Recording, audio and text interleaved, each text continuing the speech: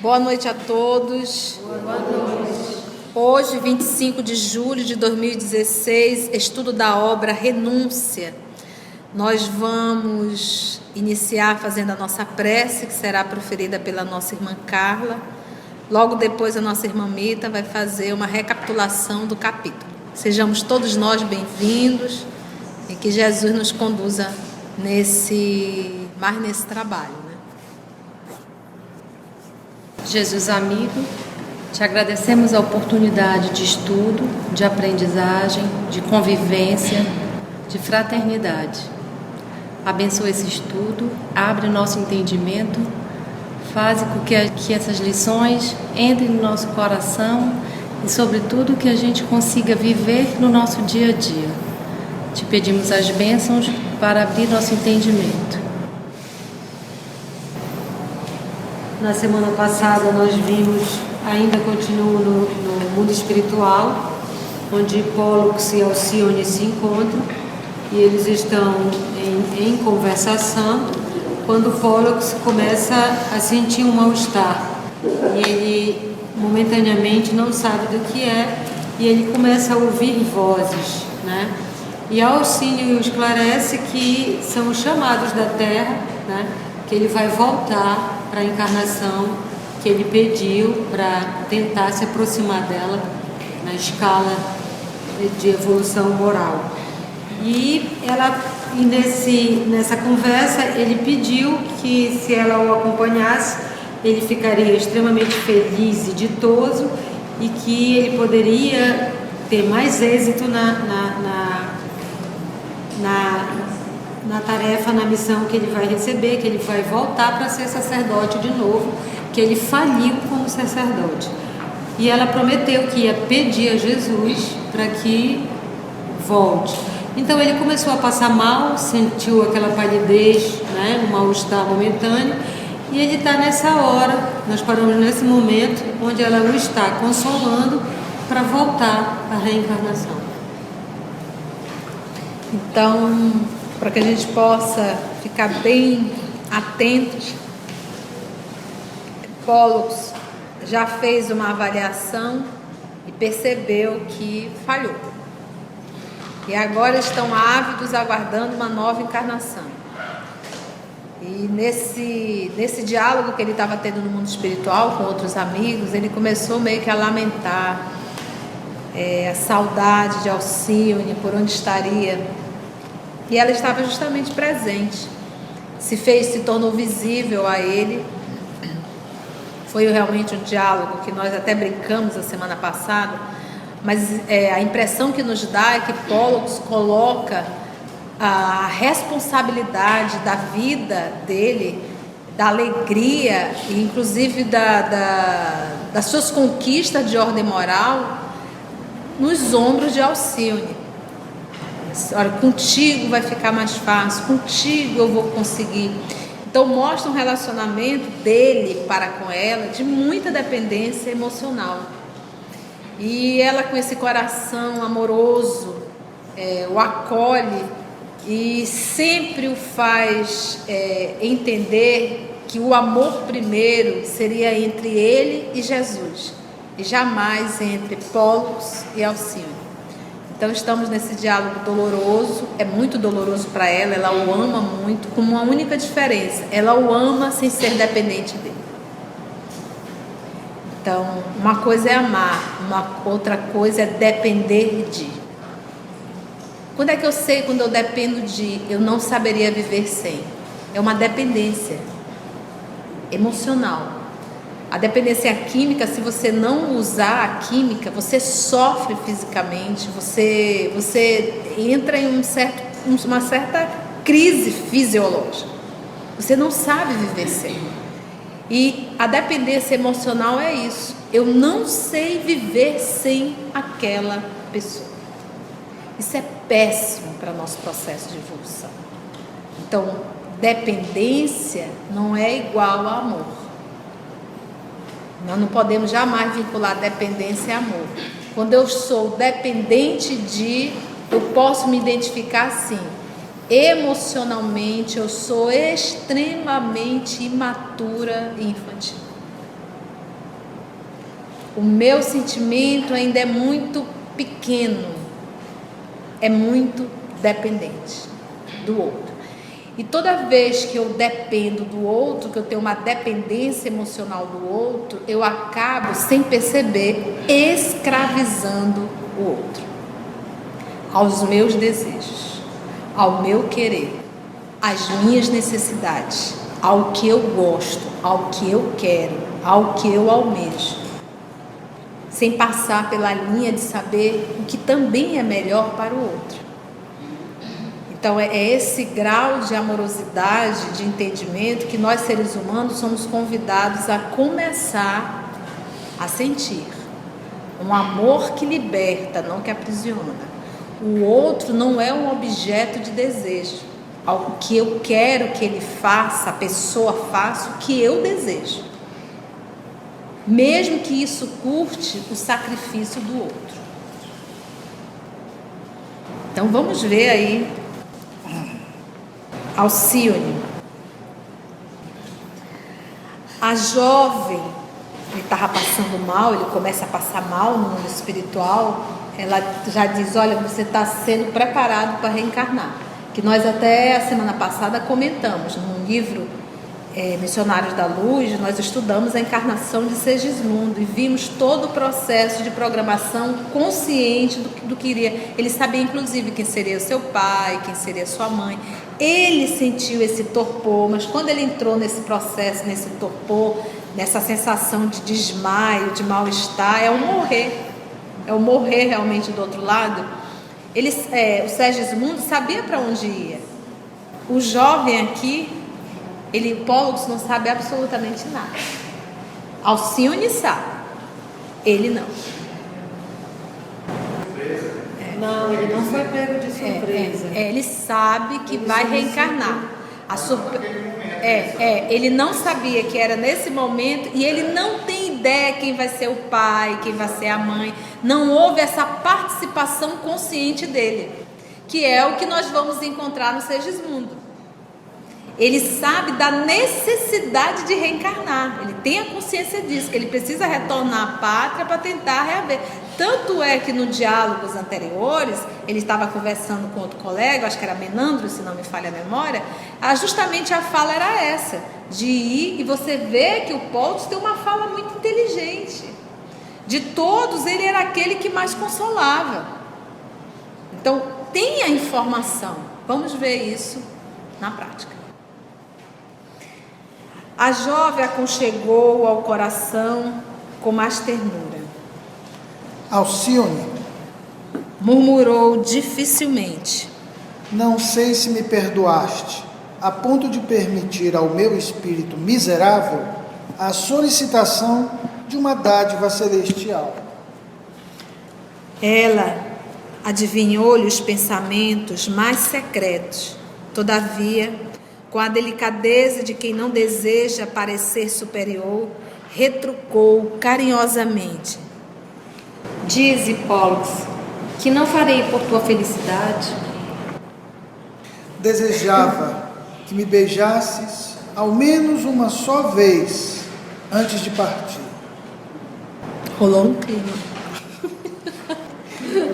Ele desespiritualizando de lá para reencarnar, ela segurando ele no colo e rola um clima. Dai-me um beijo. A tia, aliás, é para acabar, meu filho. Vamos lá. Lágrimas ardentes repontaram nos olhos da noiva espiritual, que, estreitando ternamente de encontro ao coração, como se atendesse a tenra criança, replicou cheia de brandura. Antes disso, elevemos a Jesus nosso beijo de amor e reconhecimento. Roguemos ao seu coração magnânimo proteção e amparo ao nosso ideal divino. Sempre reportando ao Cristo, que é o amor maior, que é o amor da nossa vida. Então você não tem que estar idolatrando um ser humano tão falho quanto você. Nós temos que amar a Deus e ao nosso Senhor Jesus, que é o nosso mestre, o nosso modelo, o nosso guia. O outro é um ser adoecido, que eu tenho que amar, mas não amar mais a ele do que a Deus, em hipótese alguma. O interlocutor fixou no seu rosto angélico os grandes olhos atormentados e murmurou: acompanharei tuas preces. Alcíone ergueu o olhar lúcido ao céu constelado, que esplendia além das sombras que envolviam aquela região de amargura, e orou fervorosamente. Mestre amado. Depois da pausa natural, Pólux repetiu comovedoramente: Mestre amado. A jovem sentiu que o pranto quase lhe embargava a voz, mas seguida por ele, continuou: Com veneração e carinho, nós, meu Jesus, desejamos oscular vossos pés. Recebei no santuário de vossas glórias divinas a pobre lembrança dos servos humildes e necessitados. Nossas almas estão cheias de gratidão à vossa bondade. Permiti, meu Salvador, que possamos honrar o vosso nome, trabalhando na seara de perdão, de verdade e de amor, com a vossa doutrina. Abençoai nossas lutas salvadoras, dai-nos a força para vos testemunhar eterna fidelidade. Amparai nossos espíritos até o dia em que nós possamos unir em vosso seio, na claridade sem fim da eternidade luminosa. Alcíone interrompeu a oração, que se assemelhava a um cântico divino, fragmentado por doce estacato. Tum, tum, tum. Na paisagem desolada, fizera-se luz intensa, que Pólux não conseguia perceber. Generosos emissários acercaram-se dos 2 filhos de Deus, que imploravam de todo o coração o amparo de Jesus. A jovem, nesse momento, inclinou-se para o bem-amado e, na compostura de mãe carinhosa e desvelada, beijou-o longamente nos lábios com infinita ternura, amorosidade. Pólux desejou proclamar seu precioso júbilo, dizer da suave emoção que lhe banhava o espírito, suplicar a dilação daquela hora gloriosa do caminho eterno, mas não conseguiu articular a palavra. As lágrimas ardentes, porém, que lhe rolavam dos olhos, qual lúcido colar de pérolas divinas, diziam bem alto da sua comoção indefinível. Olhar fixo em Alcíone, qual agonizante na terra que desejasse guardar para sempre o quadro mais querido, cerrou as pálpebras cansadas e rendeu-se ao grande sono. Foi aí que os mensageiros do Cristo se aproximaram da comovida jovem, que lhes entregou o bem-amado com profundo desvelo, falando-lhes brandamente: Irmãos, não esqueçais de que vos confio um tesouro. Em seguida, tomou sua roupagem de luz e afastou-se da paisagem nevoenta, dando a impressão de uma estrela solitária que regressava ao paraíso. Olha, Realizou essa cena? Tomou sua roupagem de luz e afastou-se, porque para que ele pudesse enxergá-la, é como se ela Tivesse que apagar a própria luz para poder realmente se tornar visível. Agora, nesse momento, ela retoma a sua roupagem. É a túnica nupcial falada no Evangelho. É o fazer brilhar a vossa luz, também falada por Jesus.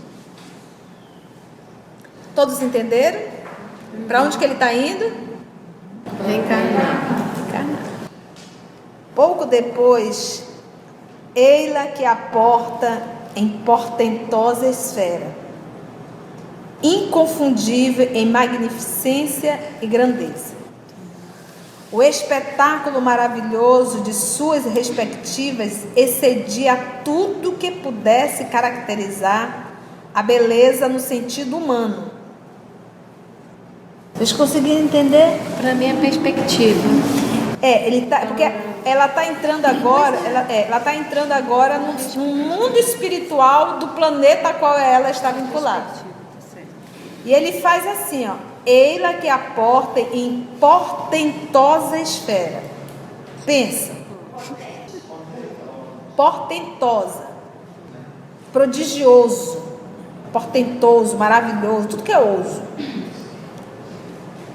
Inconfundível em magnificência e grandeza. Aí ele tem mais. O espetáculo maravilhoso de suas perspectivas excedia a tudo que pudesse caracterizar a beleza no sentido humano. Não tem nem como a gente descrever. Não, não é da Terra. Bota o melhor até que porque tiver Alcione não é do planeta Terra. É de outra estrela. E nós temos que entender o quê? Nós temos o planeta Terra e as colônias espirituais vinculadas ao planeta Terra. De onde ela veio. O planeta que ela está vinculada à colônia espiritual desse planeta. Ou seja, ela deu um salto na evolução e Pollux ficou. É por isso que a gente diz que a evolução ela é individual e intransferível. Ninguém evolui cangado no outro. Ela é individual e intransferível. O espetáculo maravilhoso de suas perspectivas é o panorama desse ambiente. Que ele diz que não dá nem para comparar. Não dá nem para fazer qualquer comparação com o que a gente possa imaginar de beleza humana. 2 sóis, imagina. Pôr do sol, aquele movimento. 3. Não, é isso que às vezes eu brinco, mas é autêntico. Eu sei que o planeta Terra é um planeta de provas e expiações, não é um planeta de espírito evoluído. Quando vem um espírito evoluído para cá, é notícia mundial. É uma Madre Teresa, é uma Irmã Dulce, é uma Mahatma Gandhi, é um Francisco Cândido Xavier, um Francisco de Assis. Isso é notícia mundial quando essas almas vêm para cá, normalmente. Porque Alcione vai vindo, vai ser notícia mundial. Mas normalmente é notícia mundial. Então, ou seja, a primeira dica é: eu convivo com seres humanos, até exatamente comigo mesmo, de espíritos adoecidos. Então, eu não vou conviver com espíritos superiores aqui na Terra, não. Então, os meus relacionamentos com mãe, pai, filho, irmão, vizinho, comadre, compadre, são espíritos ainda em processo de evolução. Então, se eu decidir conviver embaixo do mesmo teto, vai ter arranhadura, é natural, porque são espíritos em processo de evolução. Se fôssemos todos espíritos superiores, nossa, como diz os irmãos mineiros, não, ia ser uma maravilha. Todo mundo ia ajudar, ninguém ia atrapalhar, ninguém ia abusar do outro, né? Seria bom demais. O espetáculo maravilhoso de suas perspectivas excedia tudo que pudesse caracterizar a beleza no sentido humano. A sagrada visão do conjunto permanecia muito além da famosa cidade dos santos, idealizada pelos pensadores do cristianismo. O pessoal idealizou do que seria a cidade dos santos, não está longe. 3 sóis rutilantes despejavam no solo harmonioso oceanos de luz mirífica, em cambiâncias inéditas, como lampadários celestes acesos para edênico festim de gênios imortais.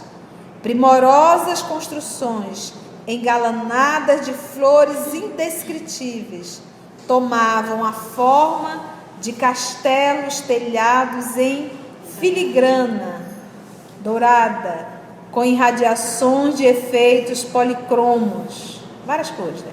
Seres alados voando, iam e vinham, obedecendo a objetivos santificados. Ninguém ia para o shopping. Num trabalho de natureza superior, inacessível à compreensão dos terrícolas. Tipo não. Tem nem como a gente entender qual era o trabalho deles. Inacessível. Tá dando para a gente se sentir pequeno? Por isso que quando o Galileu Galilei, no livro A Gênese, quando ele vai se referir ao planeta Terra, ele chama o mundinho de vocês. Mundinho. Alcíone penetrou num templo de majestosas proporções. Imagina. Engalanar, se você quiser anotar, é ornamentar, tá? Vou ter um pouquinho. Alcíone penetrou num templo de majestosas proporções, dominada por pensamentos intraduzíveis. Muito acima da nave radiosa, elevava-se uma torre translúcida, trabalhada em substância sólida e transparente, semelhante ao cristal, de cujo interior jorravam melodias harmoniosas. Deu para imaginar? Diz que era uma forma de um castelo majestoso, um templo, né? Muito acima da nave radiosa, elevava-se como se fosse uma torre translúcida, transparente, trabalhada em uma substância sólida e também transparente, semelhante, ele usa assim, parecia um cristal, de cujo interior desse templo jorravam, olha o termo, melodias harmoniosas. A gente não consegue nem entender.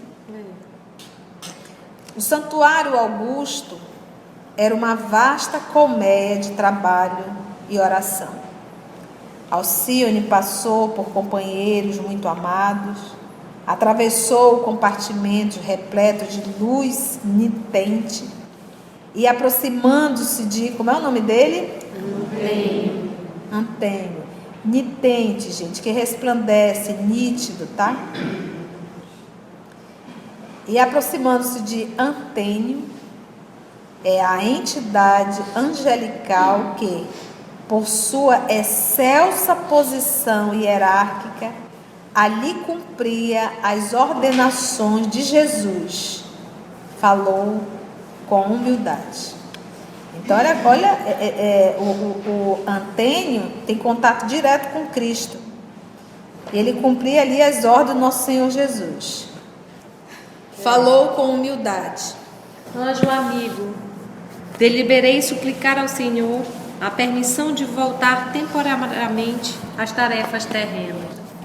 Como assim? Inquiriu Antênio, admirado. Acaso todos nós permanecemos aqui, impossibilitados de auxiliar o planeta terrestre? Não estamos a serviço do Cristo, no afã espiritual de reerguer esse orbe? Explico-me. Disse a recém-chegada timidamente. Rogo a concessão de um corpo carnal, caso Jesus me conceda essa dádiva. O generoso mentor contemplou-a com amoroso respeito, compreendeu-lhe as intenções mais íntimas, esboçou um sorriso de bondade e perguntou. Porque, gente, é interessante, eu parei aqui porque eu estava refletindo.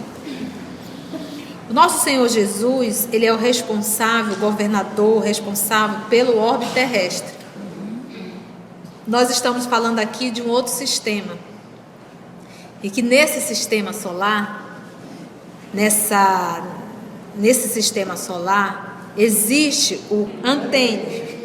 Aproxima-se de Antênio. Qual era a função de Antênio? Era uma entidade angelical que, por sua excelsa posição hierárquica, ali naquele local, cumpria as ordenações de Jesus. Então você vê, por isso que os espíritos falam que os planetas eles são solidários. Talvez Alcione foi uma terrícola e hoje passou por esse processo de evolução e está em outro planeta. E ainda assim existem lá pessoas trabalhando pelo nosso Senhor Jesus com essas pessoas. Então por isso que a gente percebe que os planetas eles são solidários um com o outro. Olha que interessante isso, né? Vocês tinham prestado atenção nisso? O generoso mentor contemplou-a com amoroso respeito, compreendeu-lhe as intenções mais íntimas, esboçou um sorriso de bondade e perguntou: mas teus trabalhos no sistema de Sírius, não estás cooperando com os benfeitores da arte terrestre? Acredito não vir longe a época de serem levados ao mundo terreno os necessários elementos de inspiração, depois do resultado de tantos esforços, para a solução de certos problemas do ritmo e da harmonia. Olha só, ela ia ajudar o trabalho na arte, né? Na música. Na música, sim. Se possível, Acrescentou a jovem com emoção. desejaria interromper essas pesquisas que me falam gratamente à alma para retomá-las no porvir. Mas Alcione, Obtemperou o orientador, dando forças às palavras. por que um novo e arriscado compromisso? Compreendo as razões que interferem na tua súplica. Entretanto, pondero que podes trabalhar aqui mesmo a favor daqueles a quem amas, encorajando-os e assistindo-os da esfera em que te encontras. Confesso-te, porém, bondoso Antênio, que profundas saudades me lancinam rudemente o coração. Será condenável o desejo firme de alcançar a felicidade através das renúncias do amor e nos propósitos de semear o bem? Perdoa-me se a presente rogativa causa estranheza à tua alma carinhosa, que tanto me tem amado no glorioso caminho para Deus. Releva, recordando que o próprio Jesus teve saudade de Lázaro e ainda agora, na majestade da sua glória divina, experimenta cuidados pelos discípulos caídos que padecem e choram. Jesus, né? Aí ela pegou logo o exemplo. Disse, poxa, Jesus chorou com saudade de Lázaro e até hoje Jesus experimenta cuidados pelos discípulos caídos que padecem e choram.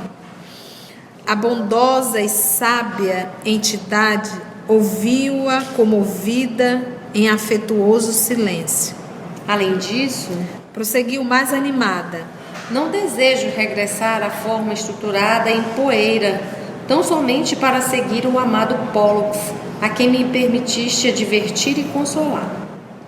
Quase todos os meus companheiros bem-amados, no esforço evolutivo de outras eras, estão atualmente no planeta, mas, em sua generalidade, envenenados por consequências sinistras de oportunidades menosprezadas e perdidas. Às vezes, suas queixas dolorosas e aflitivas me repercutem penosamente na alma. Ouço-lhe as preces ansiosas e nossos cooperadores nos fluidos pesados do orbe me enviam mensagens que são verdadeiros brados de socorro, aos quais não posso ficar insensível, por mais que me procure confundir a perfeita confiança no Todo-Poderoso. Sim, Atalhou Antênio. conheço os teus motivos sacrossantos. E, como quem desejava ministrar todos os esclarecimentos possíveis do seu alcance, continuou. Apesar de nossos bons desejos, querida Alcione, não creio que Pólux obtenha, desta vez, o êxito imprescindível. Seu esforço de agora será uma experiência proveitosa, mas possivelmente ainda não logrará a coroa da vida. Embora a dedicação que me compele a falar-te em termos tão sinceros, devo acrescentar que essa é a verdade clara aos nossos olhos. Entretanto, sei que outros velhos amigos teus caíram em tenebrosos desvios de impiedade, traindo sagradas obrigações. Os que te foram pais, algumas vezes, perderam-se na embriaguez da autoridade e nas fantasias da fortuna. Os que te foram irmãos e familiares tombaram vencidos no despotismo e na desvairada ambição. E o mais lamentável é que se complicaram mutuamente, alimentando a fornalha do ódio com a lenha do egoísmo, carbonizando intenções generosas e anulando extrênuos esforços de quantos auxiliam com abnegação e nobreza. Nenhum cedeu em caprichos, ninguém perdoou nem esqueceu o mal.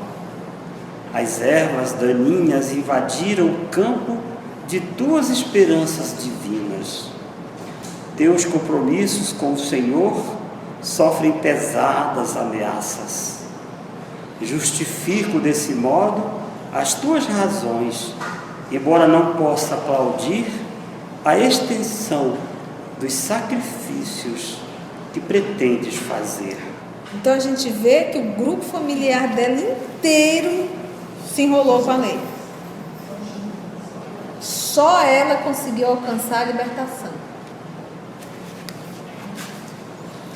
A jovem demonstrou no olhar sincero reconhecimento por semelhantes palavras de compreensão e exclamou: Anjo amigo, tenho tanto desejo de acariciar aquela que me foi mãe desvelada em outros tempos.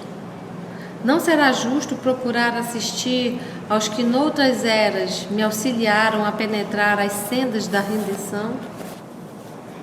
Houve, porém, Alcione, observou Antênio solenemente. Tuas rogativas são louváveis e tuas aspirações são mais que justas. Mas, assim como te aconselhei advertir Polos, devo também exortar-te por minha vez. Deves saber o volume dos trabalhos e responsabilidades que solicitas do mestre. Sim, replicou a jovem sem hesitação. Estou disposta a procurar minhas dracmas perdidas, se me permitires, em nome do Senhor. Sabe se ela conhece o Evangelho, hein? Ela fala assim. Já ponderastes nos obstáculos imensos? Lembra que o próprio Jesus, penetrando na região terrestre, foi compelido a se aniquilar em sacrifícios pungentes. Recorda que as leis planetárias não afetam somente os espíritos em aprendizado ou reparação, mas também os missionários da mais elevada estirpe. Já deu uma dica aí, minha filha, você vai sofrer. É como eu digo, recorda que as leis planetárias não afetam somente os espíritos em aprendizado ou reparação, mas também os missionários da mais elevada estirpe. O próprio nosso Senhor Jesus. Aquilo que a gente brinca, diz, é impossível você entrar no hospício e não sentir as consequências disso. De viver com pessoas tantãs. A gente sofre junto, a gente está no meio. Experimentarás igualmente o ouvido transitório e, embora não tanto agravados em virtude das tuas conquistas, sentirás o mesmo desejo de compreensão e a mesma sede de afeto que palpitam nos outros mortais. Olha só, igualando Experimentarás igualmente o esquecimento transitório, ou seja, tu não vai lembrar de nada, vai entrar no corpo e vai participar do esquecimento. E embora não tanto agravados em virtude das tuas conquistas, tá ok? Sentirás o mesmo desejo de compreensão, sentirás o desejo de ser compreendida, sentirás a mesma sede de afeto, vai te sentir só, solidão, o que ela não sente aonde está, encarnando ela passará a sentir. Olha só o perigo. A profissão, a gente escolhe lá em cima. A profissão é um material pedagógico. É um material pedagógico. E quase sempre, e muitas vezes, um processo expiatório ou provacional. Vamos dar um exemplo, tá? Isso não é regra. Mas vamos dizer que você tenha, em uma certa guerra, por exemplo, matado muitas pessoas por prazer. Você matava, você destruía, você torturava. Tu tens um débito muito grande, não é com um e nem com dois, é com uma multidão. Com uma multidão.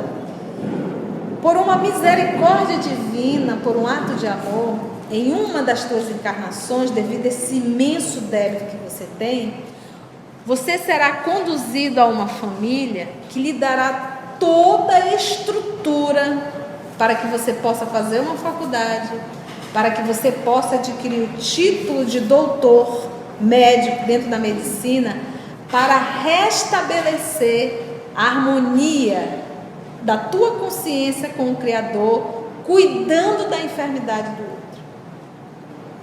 Então, essa profissão para essa criatura, isso não é uma regra, mas é vamos dizer assim, um dos exemplos que a tia pode estar dando. É utilizado para que ele possa se reabilitar com a lei, cuidando do seu semelhante. Ele poderá falhar? Poderá. Porque o título poderá fazê-lo com que ele se envaideça bastante. E a quantidade de pessoas subordinada à sua informação, ao seu conteúdo, à sua intelectualidade, pode fazer com que ele se envaideça bastante, inclusive humilhando aqueles que não têm a informação que ele tem. Então, é uma oportunidade, se vai acertar ou não, aí vai depender do seu livre-arbítrio, entendeste? Então, mas quase sempre a profissão, ela realmente é um processo da misericórdia divina como um material pedagógico para a minha evolução. O que eu vou fazer dela é que pode me tornar melhor ou pior.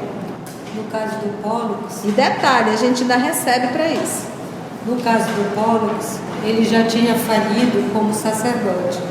Então ele pede para voltar de novo como sacerdote, para ele refazer os enganos que ele fez e dessa vez se dedicar até o fim a Jesus da forma correta. E a ele foi concedido essa nova chance como sacerdote. O caso, às vezes, é onde você faliu também, se você não foi, dependendo do caso, né? Ele pediu nova chance como sacerdote, foi dado. O caso do Pólux é muito parecido com o do Domênico, no livro Obreiros da Vida Eterna. Ele também sacerdote, porque ele adquiriu, ele numa encarnação, reencarnaram os dois amores juntos, duas almas que se amam muito. E na juventude eles chegaram a namorar. Só que os pais deram ela, Zenóbia, né? Para um viúvo, com alguns filhos. E ela soube renunciar e realizar o trabalho que deveria realizar. Ele se revoltou, não quis absolutamente nenhuma mulher e procurou, não quis casar, e procurou o sacerdócio. E ele fez o estrago enorme. Ele fez o estrago. Por revolta de não ter podido casar com a mulher amada. E é um pouco parecido com Pollux também. Então é a criança rebelde, se não for do meu jeito, também eu não vou deixar mais ninguém ser feliz. Vou me rebelar contra tudo e todos. E aí perde a encarnação e ainda se compromete muito para o futuro.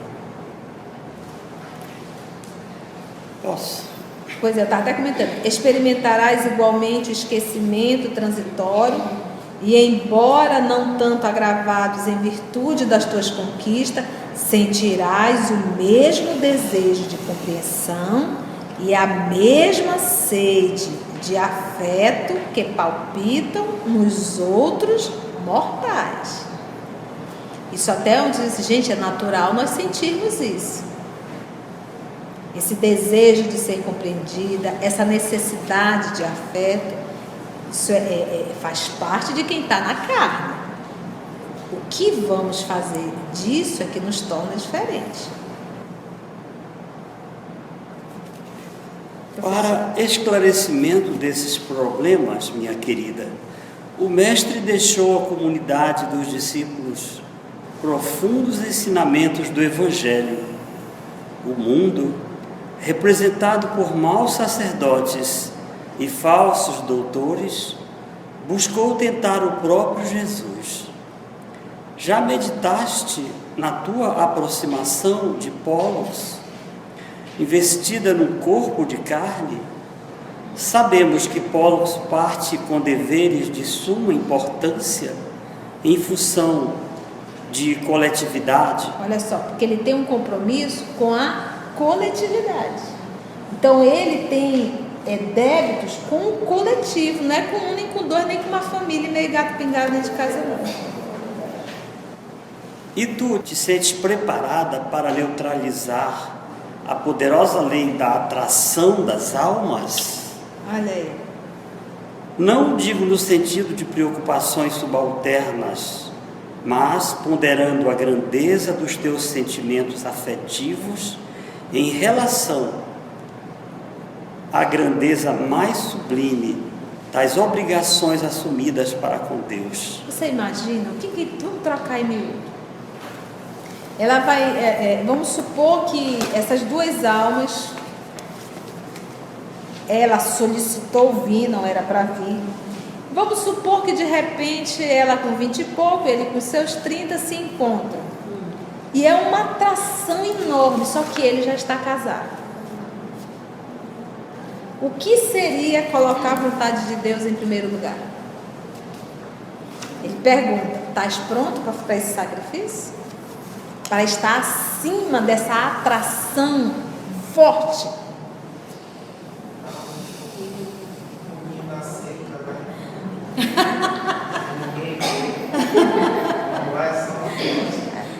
Só que a consciência sabe. A gente presta atenção com a consciência. Ou então, de repente, encontrado, ele já está como sacerdote, que também é um outro compromisso.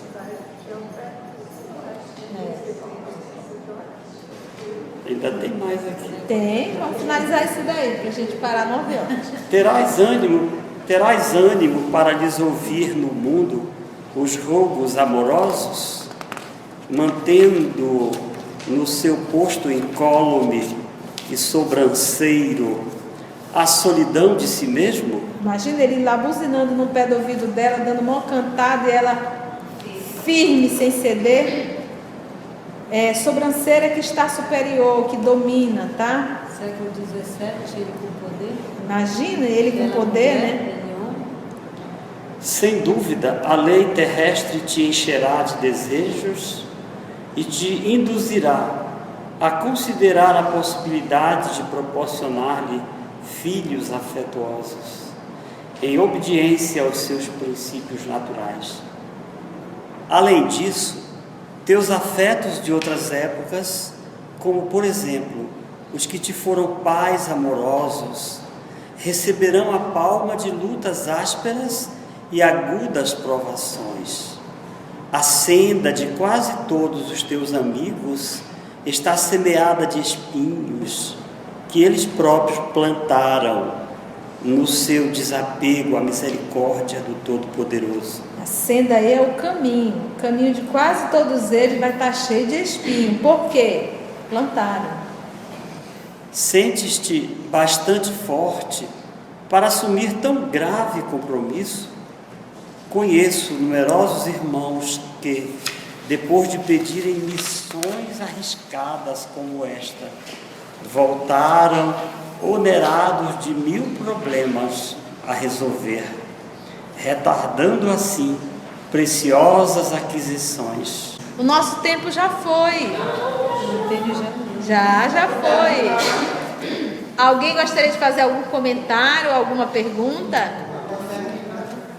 Nenhuma pergunta, todos entendemos? Que maravilha. Então vamos fazer a nossa prece final. Vamos cantar uma música gostosa, professor. O senhor puxa pra gente. Eu gosto muito da do Francisco. A prece de Francisco. Senhor, fazei instrumento de vossa paz, onde houver ódio que eu leve o amor, onde houver ofensa que eu leve o perdão, onde houver discórdia que eu leve a união, onde houver dúvida que eu leve a fé, onde houver erros que eu leve a verdade, onde houver desespero que eu leve a esperança, onde houver tristeza que eu leve a alegria, onde houver trevas que eu leve a luz. Ó Mestre, fazei que eu procure mais consolar que ser consolado, compreender que ser compreendido, amar que ser amado, pois é dando que se recebe, é perdoando que se é perdoado, e é morrendo que se vive para a vida eterna.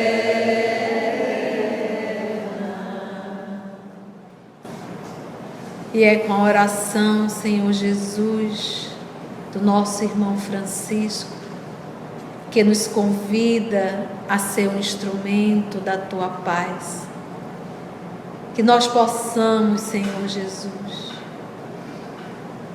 na condição de um instrumento em Tuas mãos, em que o instrumento não tem vontade própria, porque o instrumento está sempre sendo conduzido segundo a vontade do Seu Senhor.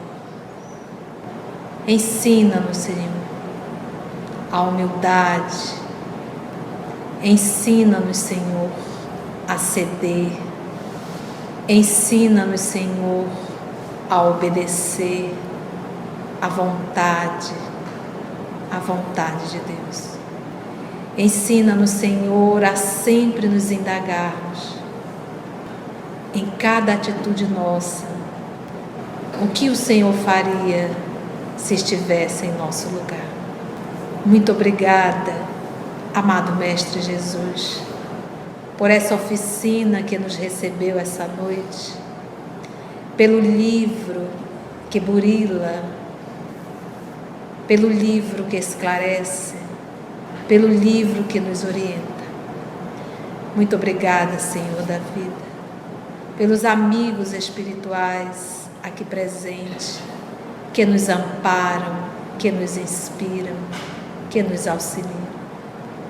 E muito obrigada, Senhor da vida, pela amorosidade com cada um de nós, instrumentos ainda imperfeitos. necessitamos do teu amparo, do teu auxílio, da tua assistência. Muito obrigada, Senhor Jesus.